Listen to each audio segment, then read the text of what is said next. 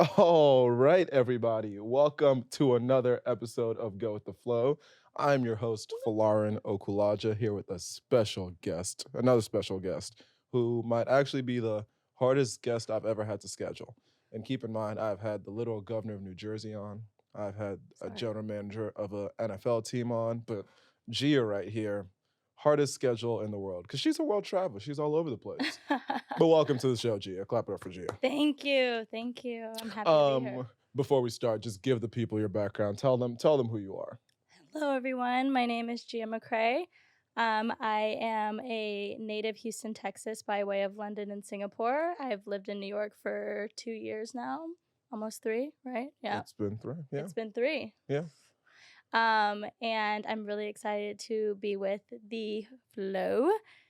And I'm a Libra. That's super important. We're both, which we'll get much more into being Libras. We're going to do a whole recap of the month of October, this might have been the best October I've ever had.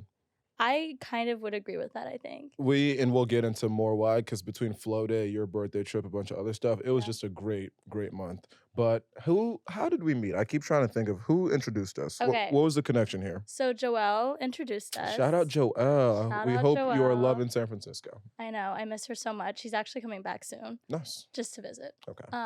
So I'm excited to see her. But we met, let me think, at... What was her name? Where were we? I don't know. Who's her name? Who? Oh, no. You know where we were? We were at Lauren Tucker's. Shout out Lauren. I love shout outs on the show, by the way. Yes, shout out Lauren. We love you. Out. Yeah. You came to one of her first Saturday pre-games. And I think that was the first time I met you because we were talking about this podcast. This is true. This had to have been at least a year and a half ago, at least. Yeah. And I think you said something about living in Singapore and London. I was like, oh, she's so cool. I want her on the podcast. That's and then 2 years, and then it happened like that. 2 years later, we are finally here. But okay, before we get into a bunch of other stuff. Okay. Yesterday, something exciting happened. So exciting. I was just walking home from work, like I usually do. It was like 5:30 on Friday. I look at my phone. It says, see the God reposted or tagged you in a reel. And I was like, that's weird. I was like, that's kind of weird. I didn't look at it. And then I was like, wait a second, see the God? That's Charlamagne Tha God. I open my phone. I click on his story. I see myself on his story. I was like, why am I on his story? Were you like shocked? I was very shocked. I was very surprised. Because anyone who knows me, like, and in this era of like dick riding, as they say, I love Charlamagne. That is my guy. I've listened to The Brilliant Idiots, which is his podcast, every week for the last over 10 years at this point. Oh, wow. So you're like... That's my goat. Yes. That's my goat. Ride or die, that's for my sure. Ride. So I saw it on his story. I was like, this is kind of cool. And then I click on his main page, and he actually takes my clip from the podcast and puts it on posts it on his main page. Yes. Tags the podcast and says, shout out, Go with the Flow podcast. That was cool. When tag you? When I tell you, I don't get excited by a lot of things. I'm a regular guy. My emotions, I try to keep in check. But I literally just sat and I looked at my phone and I almost started crying. Stop. I was the like, tears? Which, you know what? It's such a, how do I explain this? You know how, because I've been doing this podcast for 3 years. Right. We were just talking about this. It's a small podcast, not a big followership, but I do it because it makes me happy. This is my happy place. That's important. It's my little therapy session every week that I do. And so I come here and I always say, as long as I could get guests on, I'm going to keep doing it.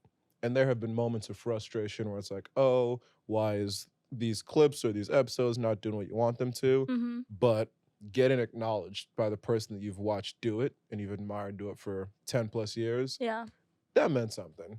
And so it was just this little moment of like, okay, even though there might be these moments where you get frustrated, just keep it going. Keep going. Why would you stop? And guys, he's lying to you. He has a whole wait list of people for this podcast. It's actually very hard to get on his, it's hard to get on my schedule, but it's harder to get on his schedule. It's not. Make no mistake. No, he knows a lot of people. But no, so I just wanted to acknowledge that, speak about that. Shout out Charlamagne.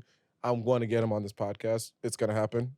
Guys, it might not be next week. It might not be 2 weeks from now. It could whenever you're in New York. He's always in New York. I know he is here. Yeah, so this is going to be another clip I'm making. I'm sending it to him. I'm tagging it to him. This is definitely an invitation. Would love to have you on the show. Big fan. Thank you for reposting. But okay. That was that. Now you just mentioned you lived in Singapore, London briefly. Yes. Speak to me about both those locations. What the fuck were you even doing in Singapore? Very fair. So my dad was actually the reason why I moved so much. I'm actually a Maryland girl at heart. That's where I was born. Okay. But you didn't say that in your intro. I heard Texas, Singapore, London. There was no... No. And I'll get to that. I'll get to that for sure. Okay. So from Maryland, was born there, but I moved at a really young age, right? So I moved down to Texas when I was 4. So all of my core memories started really in Texas. I have some memories in DC, Maryland, but not really. And then was in Dallas for a little bit and then moved to Houston.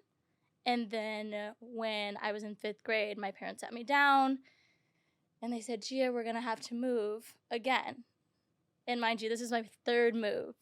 And as a child, it feels like the end of the world, especially when you watch Disney. If you watch Disney Channel, you're like, oh my gosh, you guys are ruining my life, which I think I literally said to them. And obviously they thought it was very funny because they're like, we're actually changing your life for the better and you have no idea. But to me, it felt like a huge pivot. So when I was 11, we moved to Singapore for my dad's job. And it was a very short-lived stint. Not like he stayed at the same company, but he got promoted to a different part of the division. So we ended up moving to London, 7th grade, mid-year. Wait, so how long were you in Singapore for? I was in Singapore for like 2 years. That's a solid amount of time. I mean, it is, especially at that age. But when you think about it, like I was starting middle school. I know different locations have different like cutoffs for middle school, and they call it different things.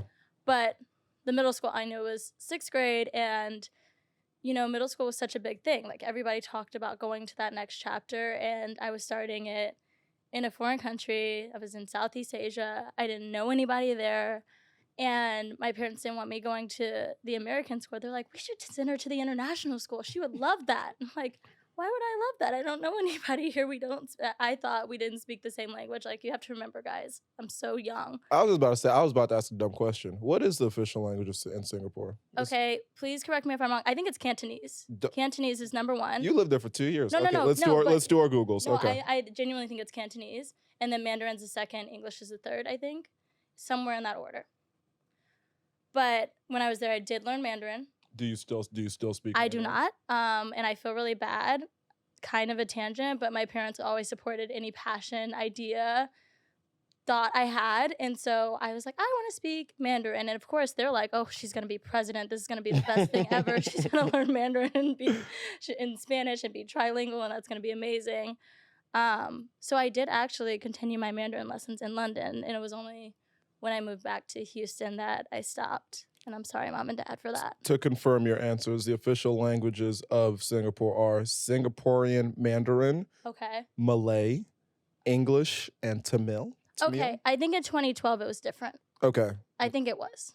Okay. Is there a way to look back in the eras? Probably not. That wasn't me doubting. I thought I was confirming what you said. I was trying to say, you said 2 languages. I was like, there's 4. Similar. There's actually more. But do you remember, what do you remember of your time in Singapore? What was culture like? What was that whole experience like? It was really hot. I remember it well. Like, there are so many days that I remember in Singapore. Very hot, very safe.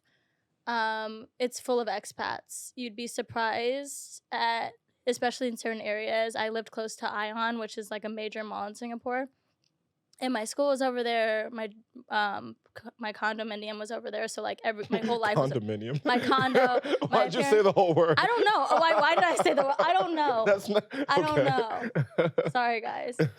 And so it was just very diverse, and especially going to an international school, I didn't have any American friends, and it stayed that way until like 8th grade when I was in London. So I literally was with so many different backgrounds, and I think it really helped me grow socially, but also culturally. Are there any Black people in Singapore? Again, I ask dumb questions. No. I had the obvious questions that I'm thinking to myself. There are actually a lot of Black people in Singapore. However, they all know each other because you can drive around the whole island in less than 2 hours. Like, it's like very small, maybe an hour. I didn't even know Singapore was an island. This is such an educational. Yes. So actually, do you know what the capital of Singapore is? Let me guess. Is there Is there a Formula One race in Singapore? Am I making it? Oh, there is? Oh, is it? Fuck, Singapore. Capital of Singapore is, what's it start with? An S. S? I don't know. What is it? Singapore. Singapore? Oh. Singapore. Oh, okay. They call it Singapore. Okay, it's like New York City, New York. Okay, fair. It's hilarious. I thought it was crazy. So there's this, oh, okay, so there's just, okay, Singapore. You just say Singapore. Okay, Singapore. Okay. And then there's just like different parts of the island, like Newton Square, Newton Circle. It's been a while, guys. Fair enough. Have you been back since, or do you have any reason? Would you go back? So the last time I went back, I think was 2015. And, you know, most of the people that I knew there don't live there anymore. But I would go back if somebody were like, oh, like, let's take this trip to Singapore. I would go because it's such a beautiful place. It is somewhere, well, based on you said how safe it is and how clean it is. Those are probably the two recurring themes that I always hear whenever people talk about Singapore. Wow. I had a friend from school who grew up in Singapore, and similar story of like, you know, a lot of expats. Where did he go to school? She went to, I don't know. Actually, but she knew Sarah.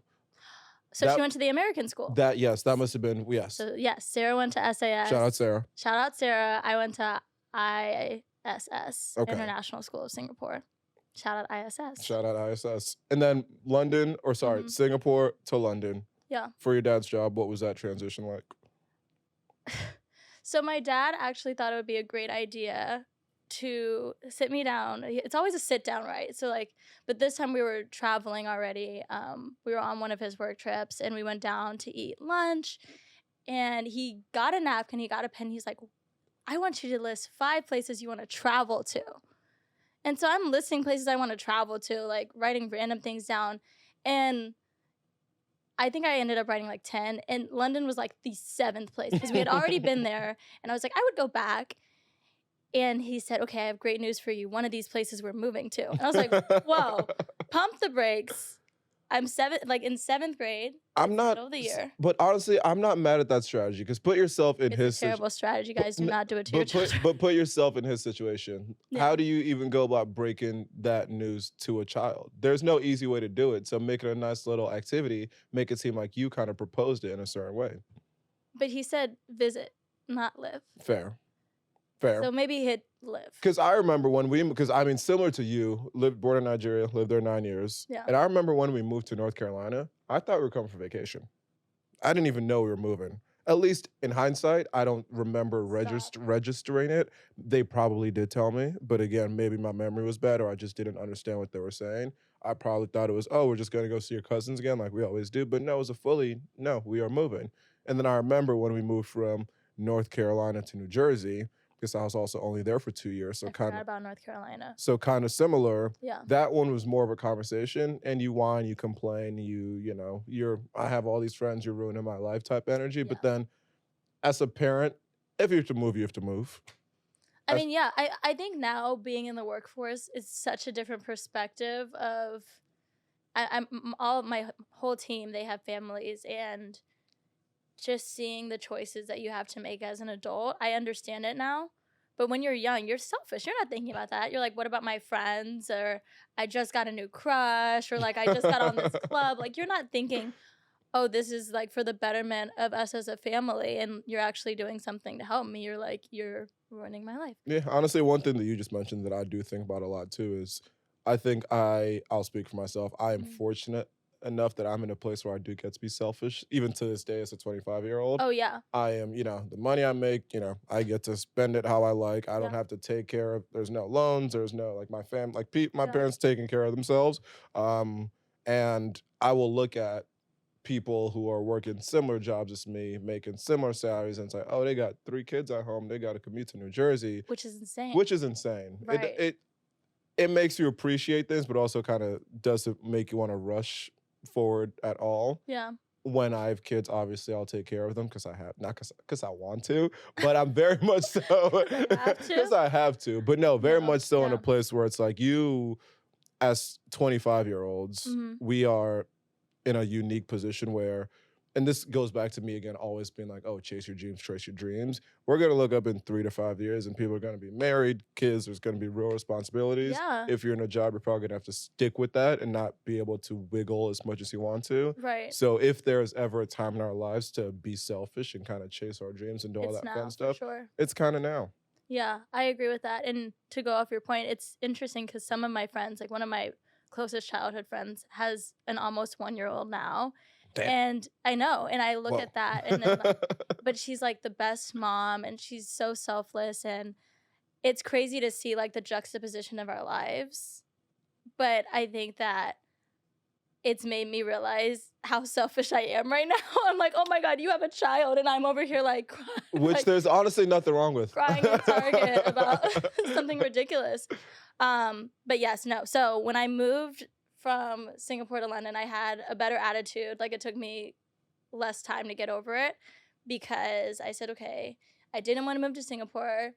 And I look back on that and I'm like, wait, I made amazing friends. I learned so much. I've been able to travel. I'll get to do that in Europe. So I think the hardest part for me was I couldn't start anew. I was starting in the middle of a school year where people had already made their friends and like people had already joined clubs and have found their footing into middle school. Like the era of like middle school, I feel like it's probably the worst time to uproot your child. Middle school, or the best time, right? Because it's a pivotal time for you. Kids in middle school are just evil because they don't know any better, and so I think it could be good or it could be bad. I think it's kind of the middle school is this weird period that you just kind of have to get through to see what's on the other side, but no one actually enjoys it. It's just kind of this. I enjoyed it. It's just. I think for me, it was just so wobbly, like, you know, because it was like, you were constantly making new friends. Yeah. And I think I was always selectively social. And so whenever I moved, I had to get out of my comfort zone and be overly social to find my footing with like this new group of people, which I think, thankfully looking back on it, like, I'm glad I did, because living in New York, I feel like you have to be social. You have to put yourself out there. But it was weird. Yeah, and honestly, I feel like between you probably, and I'm going to guess that this is the way you look at it, but between living in those different places internationally and having to move and put yourself out there to make new friends, that has probably positioned you well for now where you are in life. It makes you more global citizen, more cultural perspective of different, places in the world, and then also just helped you grow in that way of putting yourself out there a little bit more. 100%. So in hindsight, you're thankful to your parents. Thank you, Mom and Dad. I am very grateful for the experiences I had. No, but I do think it had a huge impact on me as an adult, and also just my choice that I made for college. I think that I probably would have done something different. Look at that segue. Holy shit. I was literally about to bring that up with my next sentence. I was literally about to bring up college and transition to that. But okay, since you mentioned it, you went to an HBCU. Tell the people where I went to the #1 HBCU, Spelman College. Is it the #1 HBCU? It is the #1. Do you want to Google it? It's not Howard? You can Google it. Howard likes to do this fake news thing every year. I'm an inquisitive person. Howard this isn't me. To do this fake news thing every year. #1 HBCU. And if it's not #1 now, guess what? It was #1 for 18 years in a row. So. Wait, you say you went where? Spelman College. Yeah, okay, yeah. Oh, it's #1. It's #1. It's #1. I think Howard has better PR. They put out fake news every year. Love Howard. I will say, as a just citizen aware person, when you think HBCU and the HBCU, you think Howard. Respectfully.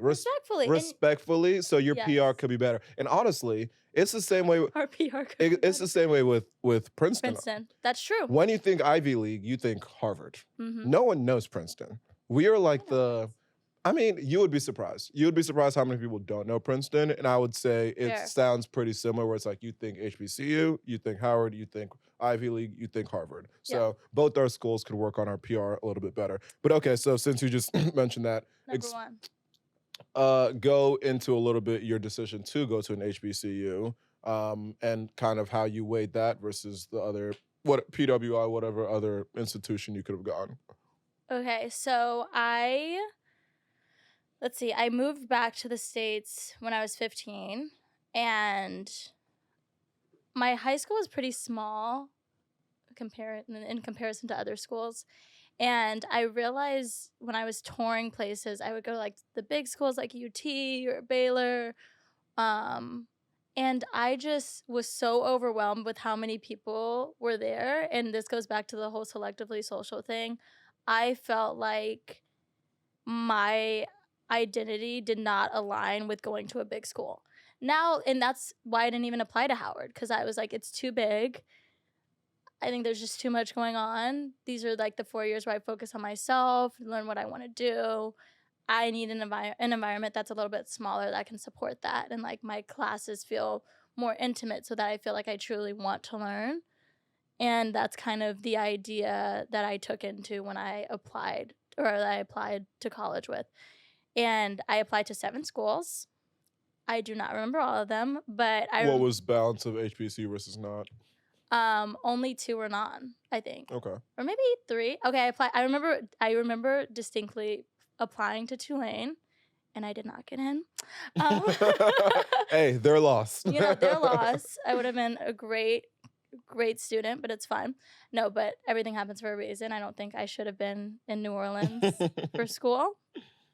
And then I randomly applied to a smaller school in Atlanta solely for just in case I did not get into Spelman. So then I could transfer to Spelman. Yes. Okay. So Spelman was the number 1 choice.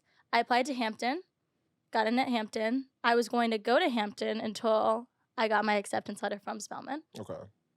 So it all kind of worked out. So I was kind of like, okay, if I don't get into Hampton, then I'll go to this liberal arts school, and then I'll transfer into Spelman. Like, I had a whole plan in my head, but the road always led to Spelman. Okay, but so you more so spoke to size of school, about why you've only spoken to size of school. Mm-hmm. What made you want to do HBCU specifically over PWI, if there was a specific reason? I kind of just felt like my high school in itself was a taste of what the PWI life would be like. Like, football was such a big thing at our school, and so was basketball. And I felt like I liked my high school a lot. And if I lived in Houston when I have kids, when I have teenagers, they would probably go to my high school if they got in.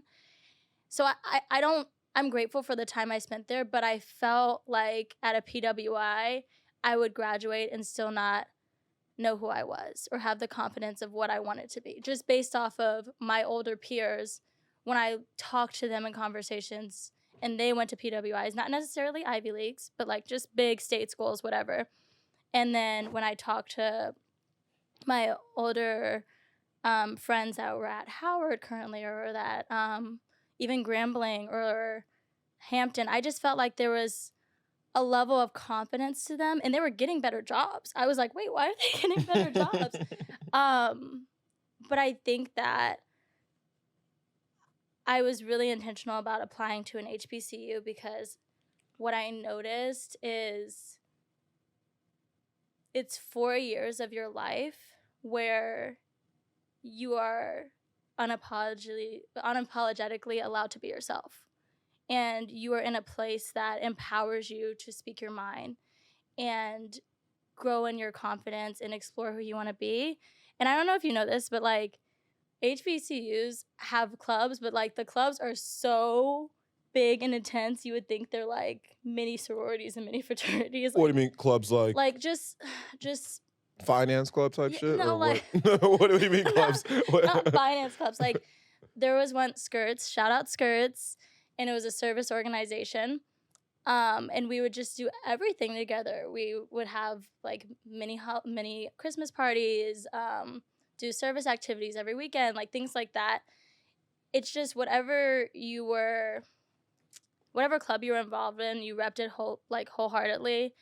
And it was just a fun environment to be in. Like there was such camaraderie there. And then my senior year, I was on the Miss Spelman court, and that was probably my favorite. What the fuck is the Miss Spelman court? Okay, so, no, not Miss Spelman Club. It's an organization, a student organization on campus.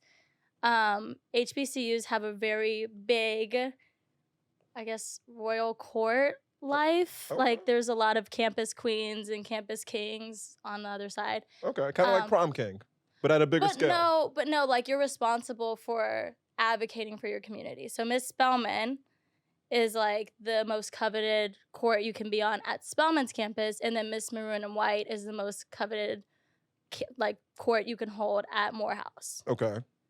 So I was on the Miss Spelman court as a first attendant. Okay, big time. Okay. Well, I did that because I realized I was like, I love Spelman so much. I want to do something my senior year.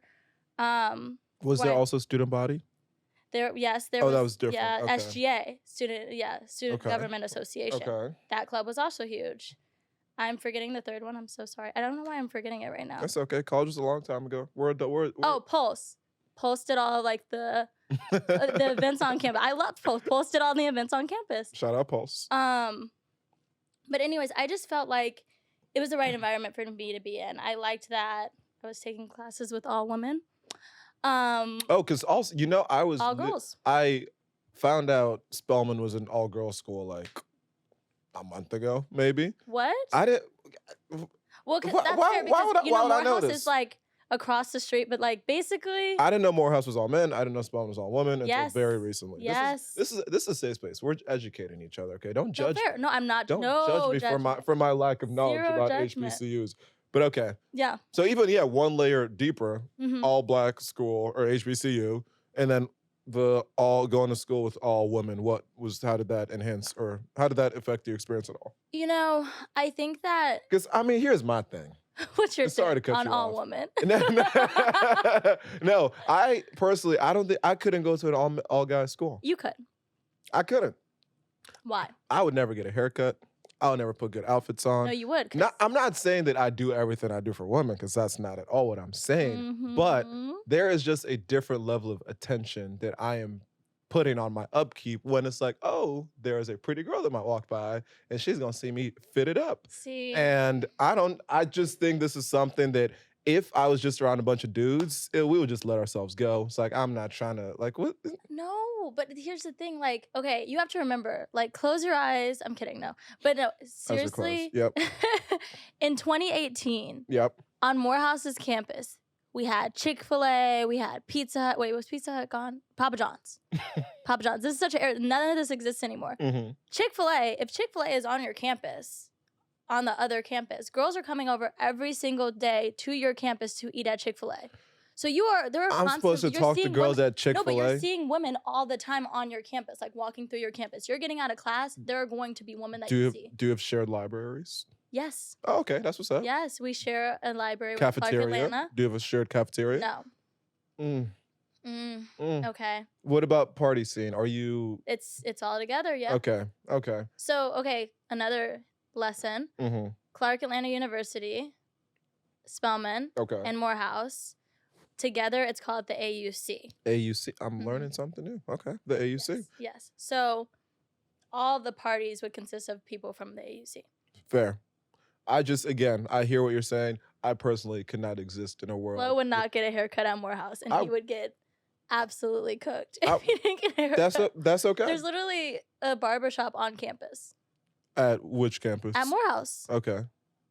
There's just no reason. There's no excuse. But like, who am I looking good for? Myself? No, I'm kidding. Oh my gosh. I'm joking. It's a joke. I'm being a little facetious, but also it's like 80% joking, 20% honesty. Okay, but then your expectations going in versus the reality that was met, how did those compare? Yeah, you know what? This was a good point. So, all women. I think that was the first time in my life that I could detect imposter syndrome. Because you are around all these incredible women with all these different backgrounds. I will say that there was a heavy Jack and Jill population. Do you know what Jack and Jill is? I do know Jack and Jill. I'm familiar. But it wasn't the whole. Were you in Jack and Jill? I was. Okay. Let's talk about it. Okay. What was that experience like? Well, you have to remember I was off and on, so True, because I bet they don't have Jack and Jill in Singapore. I don't know if they do now, but I don't know if they did at the time. They had Girl Scouts in Singapore, though. Okay. Yeah, I was a Girl Scout, too. Did they saw Thin Mints out there, too? Same shit? Yep. Okay. So I liked Jack and Jill a lot. I would say the greatest gift that Jack and Jill gave me was the debutante season, a debutante ball. So I was a Houston Jack and Jill debutante. What's a debutante? A debutante is a lady of society. So it's like your coming out ball. Traditionally, it was to find like a proper suitor. Now it's just a like coming of age event that happens in society, introducing your child to society. Okay. So it usually happens when you are a freshman in college. Oh, it's that late? It's that late because you're past the 18-year mark. Mm-hmm. So it's kind of kept the same age range. Okay. In our chapter, I think that year there was 18 of us or 20 of us.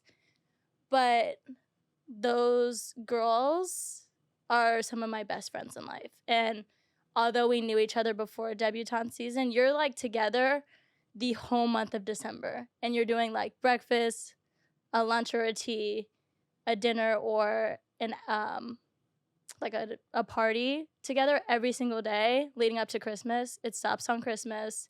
You don't do anything on Christmas. And then the day after Christmas, events resume again. And then to end the season, there's the ball where you actually wear your white dress and you have your escort. You get presented.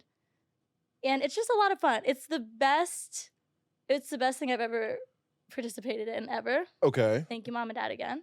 Okay. But I think that was probably the highlight of Jack and Jill for me. And that was a big reason why my mom kept me in Jack and Jill when we moved back from Singapore and London. Because she was like, oh, you know, debutante ball is a few years away. Like, you might as well do it. Because I was kind of coming back, like, do I need to be in Jack and Jill again? Like, I don't know if I know these people anymore. Does it feel like the right thing to do? And she's like, no, you're going to do it.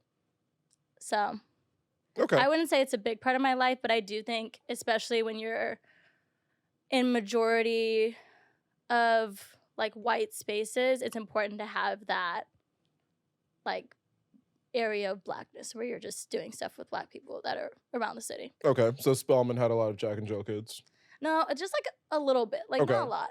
You would be surprised that I think that's a common misconception that people think anybody who goes to Spelman come from a particular tax bracket, whether in Jack and Jill or like super preppy, thinks that they're the best of their class. Like, but that's not the reality of Spelman. I think it's actually really diverse there, which was surprising to me in the best way.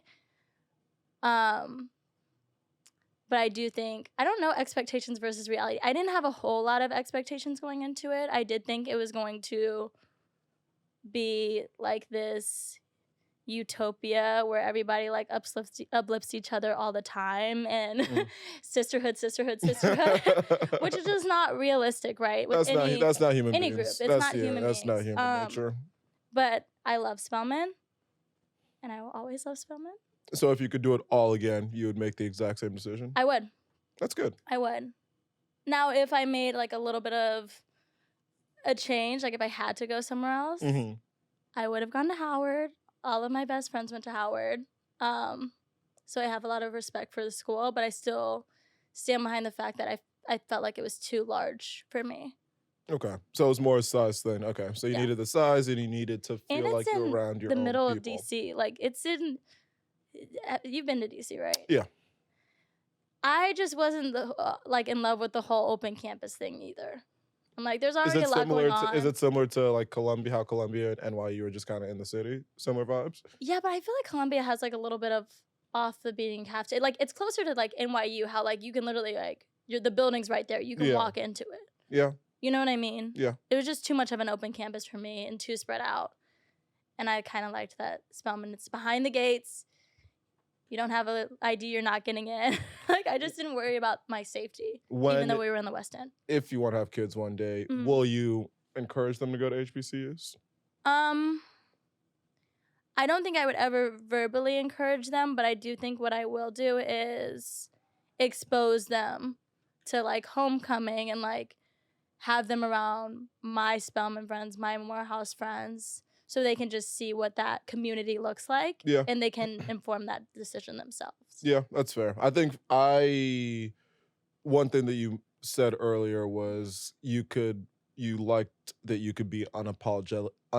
It's a hard fucking word. God why damn, are we hella tripping over this? syllables. That is damn. the hardest word of today. Unapologetically yourself. I swear we graduated from there college, we go. guys. There we go. Yeah. Yourself. And when I think about my own experience at my PWI Ivy League school, I do think, I wouldn't say I wasn't able to be entirely myself. And I would even say there were certain, you could find your pockets of whether it's a Black, whatever community you wanted, I think it was there for you to find.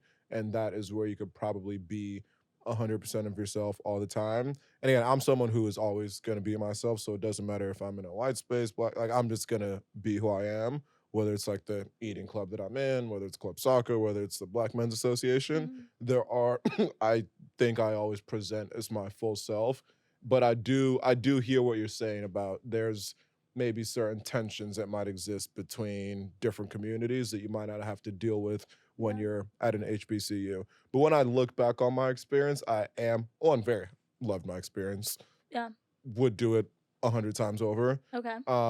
I just feel like the thing that I appreciated the most about it was the diversity of backgrounds, perspective, experiences that people have, which exists at HBCUs. It existed at Spelman, but I think it exists in a different way at a PWI. Right. Because you have friends who are from Singapore. You have friends who are from London. Well, again, there's probably people from Singapore and Spelman at a Black girl that went to my school in Singapore. Her and I came in together at Spelman. There you go. So yeah, this isn't, again, not saying that it doesn't exist at HBCUs, because it definitely does. Yes. I just think that the extent at which you can get that at certain PWIs, maybe not all, is a little bit more.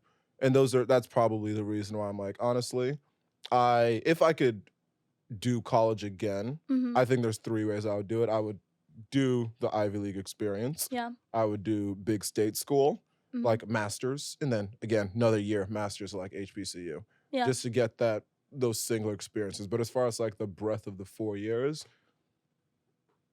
I think the way that I did it was, and again, this is just like kind of compare and contrasting out loud to what your experience was. Not saying either is better or worse.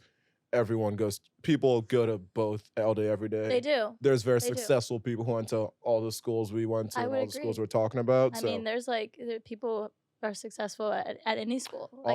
Almost had a president from an HBCU. This close. Well, actually not that close, but not that close. Actually ended up not being very close at all. Like, yeah, but I know. But no, I think another thing I will say is I didn't realize the difference between me and my PWI counterparts until I started doing internships. Say more. I think that there's just an aura of confidence and self-worth you enter a workforce in when you come from an HBCU, which I think, before choosing an HBCU, I had this perception that if you went to a PWI, it would actually prepare you for the spaces you were going to be in because it would be similar to the space that you were in college. Does that make sense? Yeah. However, I noticed there were people from Ivy Leagues, people from PWIs, like, I'm going to name a random school, Ohio State. Go Buckeyes. Go Buckeyes. Or, somebody from Brown. And they were so shy, so reserved, didn't even know how to present themselves. Like at HBCUs, one of the first things you learn when you're in your NSO week is how to introduce yourself when you're in an environment. Granted, I didn't do it today because it's like your college introduction, but you'd be like, I'm Gia McCrae, a graduating senior from Houston, Texas, international studies major. And then you present your question. And I feel like even that intro alone helped me so much in an internship space. And all the feedback I would get from these VPs, these presidents at different places, they would all say, she's so poised and, she's just so confident, she has executive presence. But that came from the HBCU. Like, if I were to go somewhere else, I don't know if I would have been able to have the same confidence that I did because of, I guess, also being a campus queen, but like just Spelman in general in that environment. Fair enough. I think prepares you for the playing field. Fair enough. I think that is a good place to put a pin on that. And now we can fast forward / rewind to October recap. We spoke about both being Libras. Our birthdays are within days of each other. Yes. I'm the 5th. You were what? The 11th. The 11th. So literally six days apart. Yes. And honestly, I feel like I saw your birthday celebration as like an extension of mine this year. We had so much fun because we both turned 25. We both turned 25 within a week of each other. And for my birthday, I had a black tie birthday party. Yes. Which I highly recommend, by the way. Was it kind of my idea or no? No. Can I get credit for it? No. What? No. Okay, did we decide together? We were sitting in it was fully Lauren who'd said. Lauren was the one it was Lauren I'm not going to discredit If I have to give anyone credit, Lauren is the one who gets the credit. Okay, fine. Because she had been pushing it. She was like, oh, I actually have this gown already that I want to wear. You should make your black tie. And she did look amazing. Shout out Lauren. Because she had a good reason not to come, but she came anyway. So shout out Lauren. Love her. But why I ended up appreciating it, and one, it all ended up really well. Everyone showed up, everyone dressed up. And again, this was Lauren's point. We don't have a lot of occasions to dress up for in our early 20s. That's true. People aren't really getting married yet, so we're not having all these different weddings. There's not a lot to dress up for. And so when you have something on your calendar a few months out, because I planned this birthday months in advance. It was months in advance. I booked the venue 6 months in advance. Hello.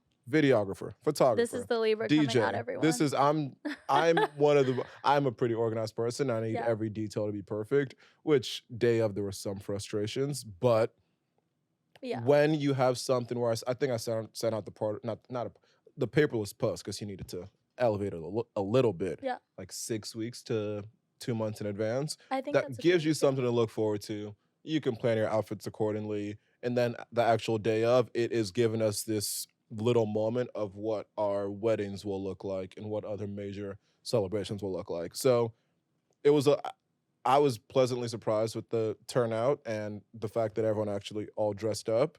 And I encourage people to think outside of the box when it comes to birthday celebrations, as opposed to just, I agree, regular old no theme. And just a New York reason, people always love to double book for New York events. And when it's a black tie event, you're not going anywhere after. You're wearing your gown. That I didn't find that to be the case because there were a few people who said they were leaving early. And I was like, where the fuck are you going in this dress right now? How are you going into the gown?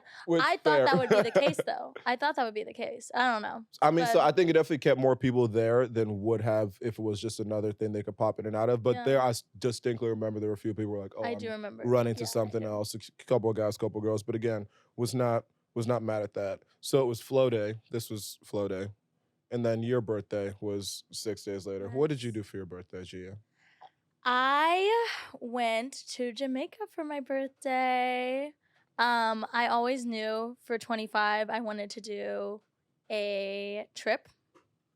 So in January, I texted people, all the girls, because originally it was supposed to be a girls' trip, and said, I'm going to Jamaica for my birthday. However, I did not account for the fact that I have friends that are teachers in law school, in medical school. Now, those 3 pathways, it's very hard to get PTO or take off when there's exams coming up or just, you're tending to children. So I did make it a co-ed trip like this summertime, right? Like, I don't know when I told you, like January, July. June, July, whatever. So I made it a co-ed trip. And obviously, Flo being Flo, he was like, yep, let's go. Just send me all the information. One thing about the best. Just down for a good time always. We have a good friend of mine and me and my roommates. He is planning a birthday trip in January of 2025. He had been, hinting at it for a while. Yeah. And then he sent out the details yesterday, Friday at like 2:00. I had my flight booked. I had my flight booked by 2:10. I'm someone who you don't play. I'm about that action. Yeah. I just if you plan it and there's a real reason, I like to show up. I will be there. I will support. Similar for you. You said these are the details. I was like, bet it works for my calendar. It works for my budget. I will be there. I like to show up for people. Yeah, Yes.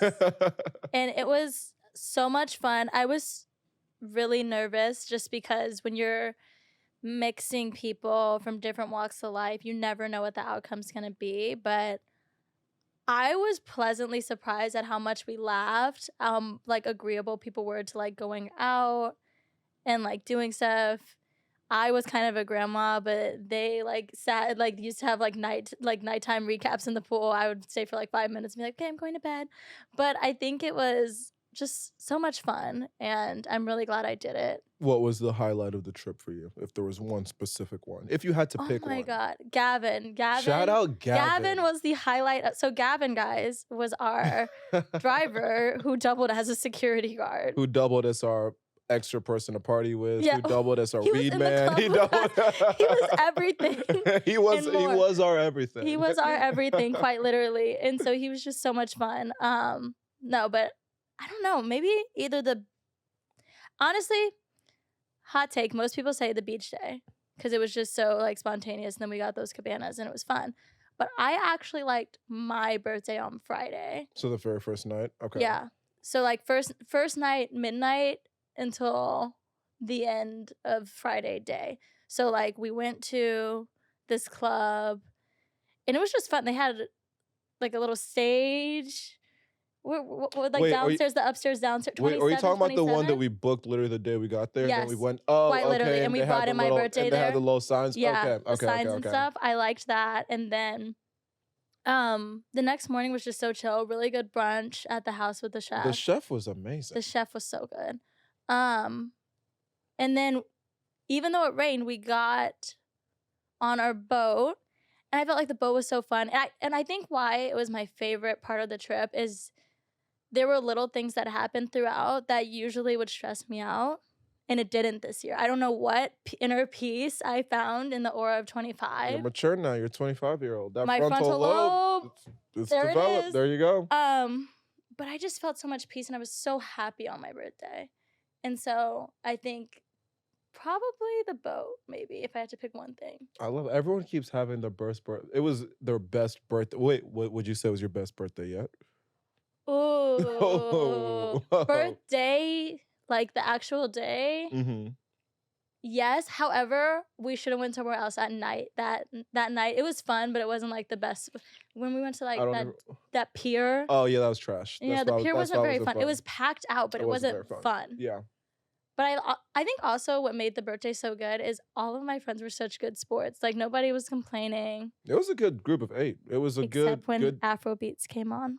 What happened? Who did that? Remember when you played an Afrobeat song and they were like, "Wait, can we change it?" Oh yeah, that was a little fucked up. But that's okay. That's okay. You're used to it. Yeah, because that's just I play par for the course. That is what it is. But no, I agree. For not knowing, I only knew you and I knew Rachel. Mm-hmm. That was you were the only ones I actually knew, and everyone else were basically brand new. And everyone did get along super well. It was good vibes. There was good complementary natures to everyone. Yeah. And that was one of the more fun trips I've been on. It was a good little vibe. My highlight was definitely it's in between the beach day or the boat day.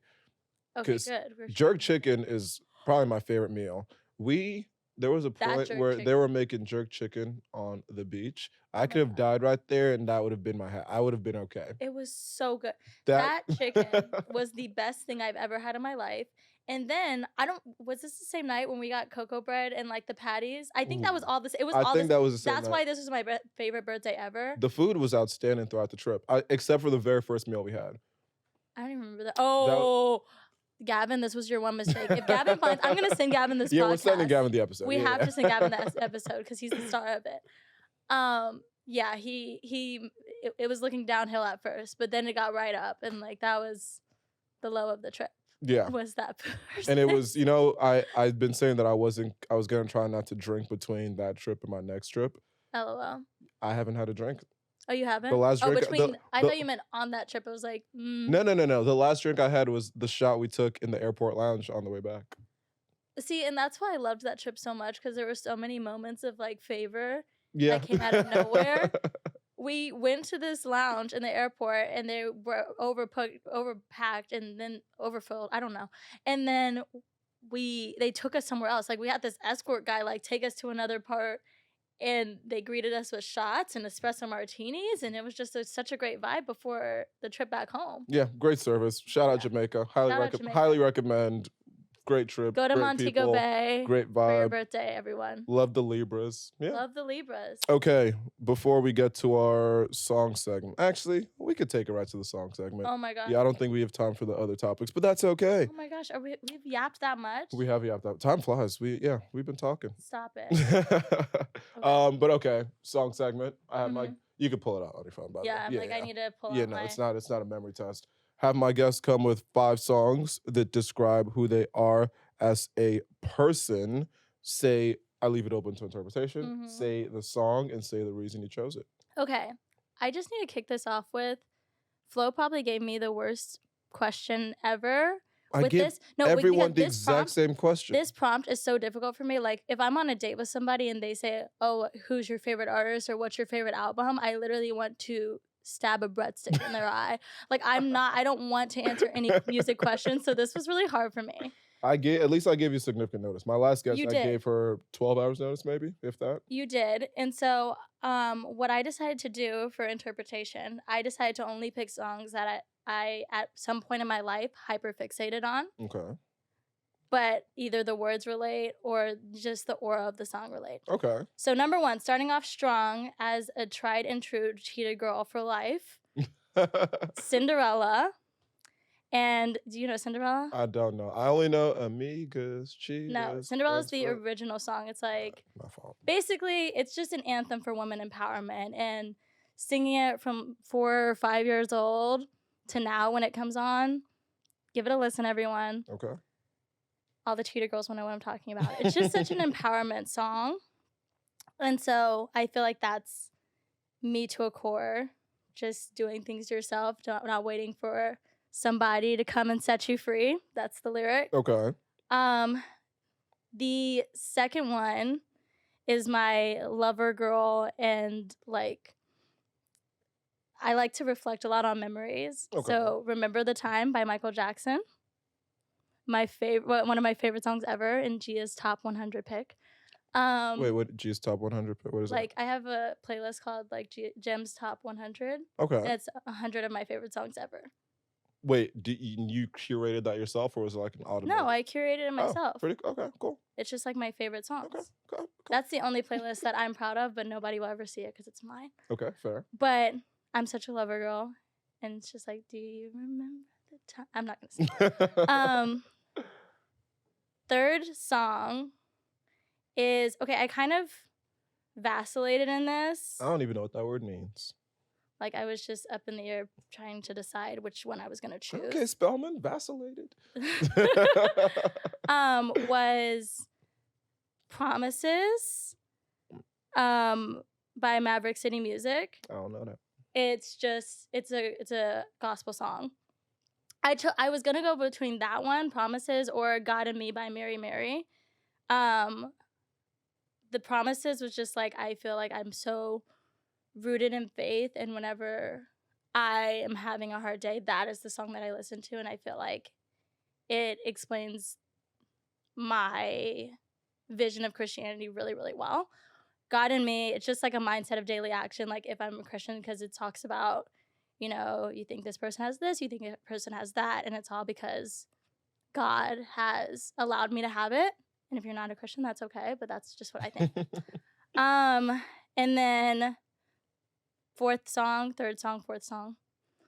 Because I just did I cheated a little bit. That fourth song. No, because it technically was my third song. See, now I'm doing over. No, but you already did the 3. You did Cheetah Girls, you did Remember the Time, and you did the Mavericks, Promises, Maverick City Music. So that's the third, so this is the fourth. Okay. Well, I talked about, yeah, okay. Anyway. So yeah, it would, fourth song. Please. Third song.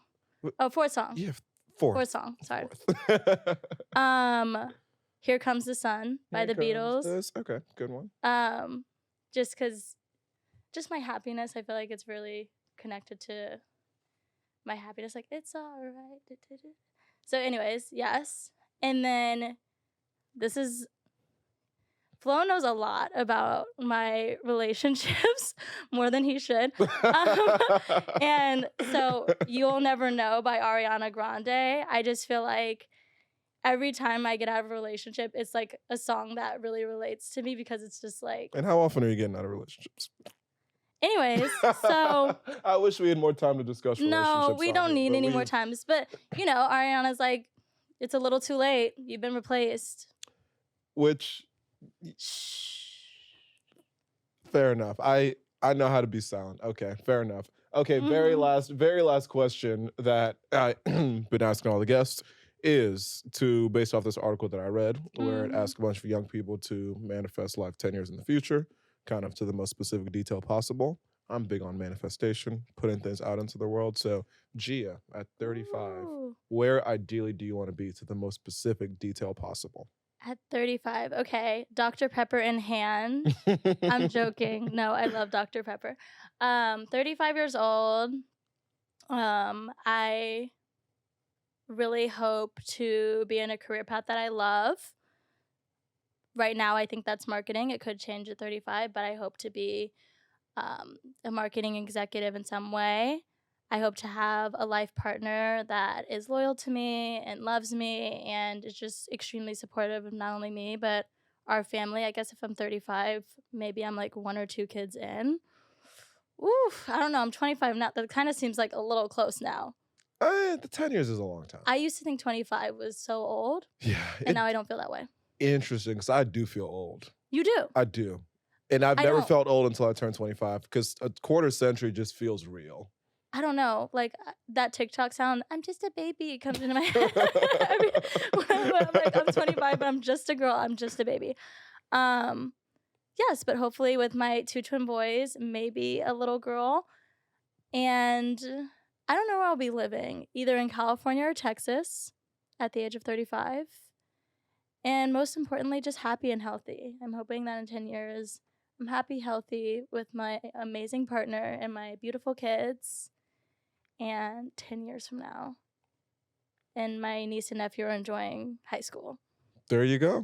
What more could you ask for? Beautiful answer. All right, Gia, do you have any final words for the people? I'm glad we finally made this happen.